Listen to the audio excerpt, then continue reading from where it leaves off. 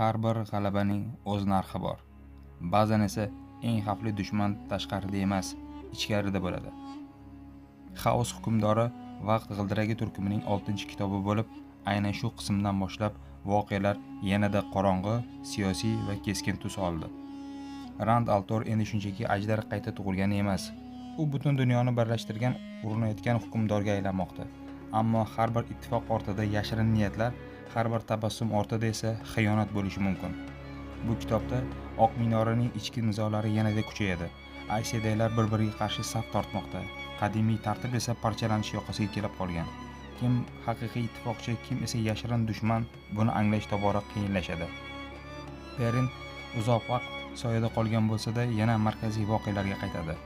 Matt esa o'ziga xos hazil mutoyibasi va jasorati bilan taqdir unga tayyorlab qo'ygan yo'ldan qochib qutula olmasligini tushuna boshlaydi. Qorong'u kuchlar esa bekor o'tirishmaydi. Ularning fitnalari tobora murakkablashadi va qorong'u kuchlar ta'sirida dunyoning har bir burchagiga yoyila boshlaydi.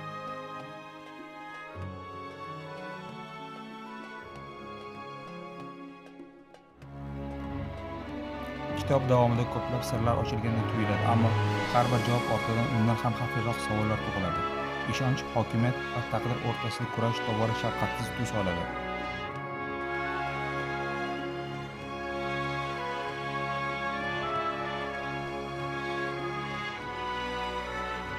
Va nihoyat, kitobning yakuni.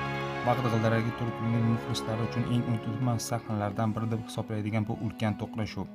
Bu voqea butun ssenariyning keyingi yo'nalishini o'zgartirib yuboradi. Ammo bu yerda tafsilotlarni ochiqlamaymiz, uni albatta o'zingiz his qilishingiz kerak. Ammo eng qizig'i hali oldinda. Keyingi kitob Qilichlar toji, g'alabaning oqibati qanday bo'ladi?